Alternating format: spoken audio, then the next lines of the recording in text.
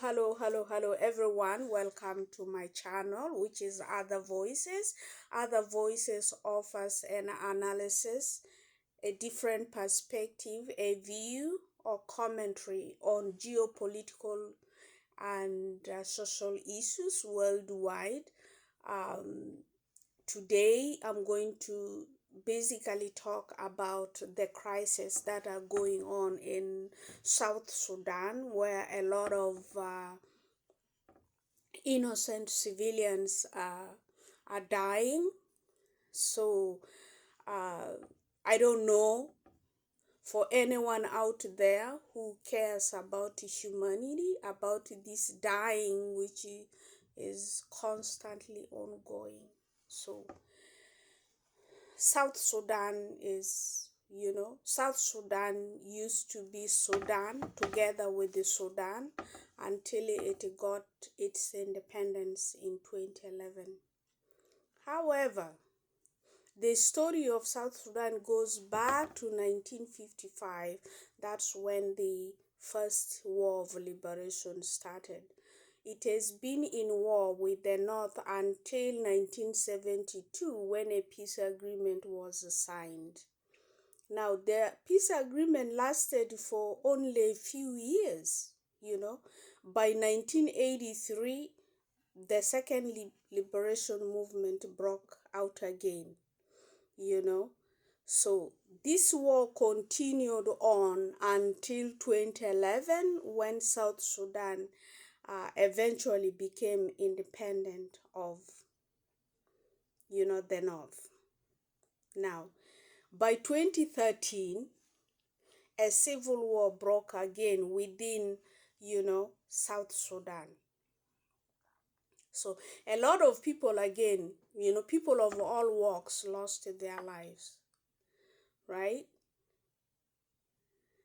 The rivalry was between the Nueri tribe and the Dinka tribe, which are the majority tribe in South Sudan. Fast forward, by 2018, a peace agreement was reached between the two factions. Now, one of the core pillars of that agreement was, to integrate all the army factions of all the warring factions into one army, right? So, up to date, that core piece of the agreement has never been implemented for whatever reason. Now another crisis has come up again. Again, the same warring tribes. The question becomes, why is that piece of the core peace agreement not implemented? Why has the integration of the different warring factions and the soldiers not being implemented? Right?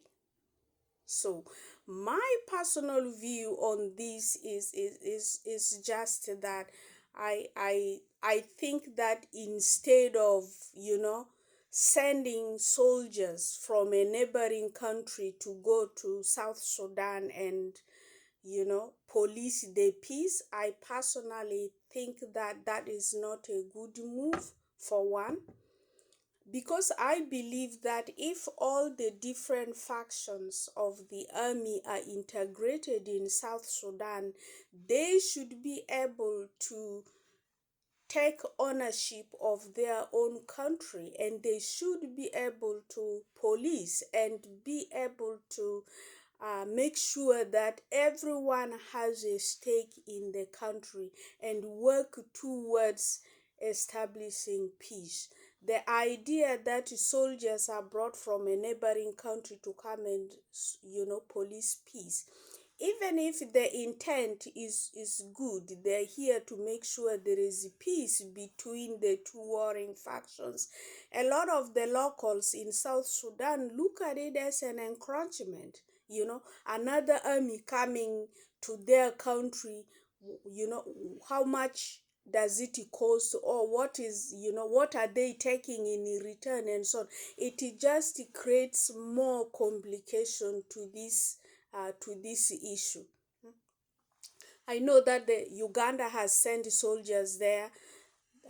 Kenya has sent an envoy there for peace purposes.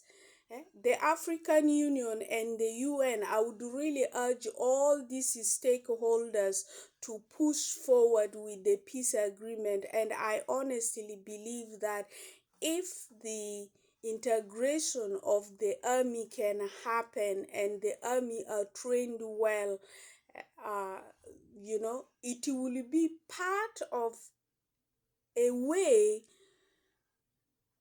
to establish peace. Because if the army and the warring factions and everybody comes from different tribes, which are 64 different tribes in South Sudan, if everybody can be integrated as a one army for South Sudan, without these little divisions, I think that will help move the country forward in a big way. It is not going to solve this issue if, army come from, for example, Uganda to monitor peace and so on. And then what? And the other issue that also has to be moved forward is the idea of, having an election and so on. There are no perfect conditions in the world that we live in today for an election.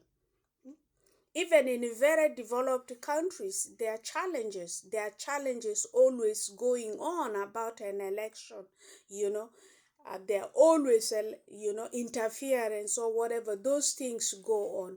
I would really hope that, the stakeholders, the African Union or the United Nations and the neighboring countries, the move should be to really have an election in South Sudan, so that people can have the opportunity to, for the first time, elect whoever they want to lead them, to lead the country forward. No country should be for years be a field of killings.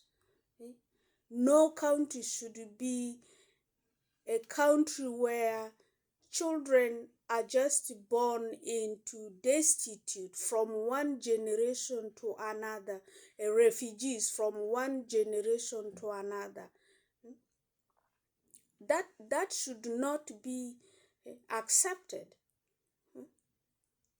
And no country can only be ruled by one particular people or two particular people. Especially in Africa, where in most countries there are ethnic tribes.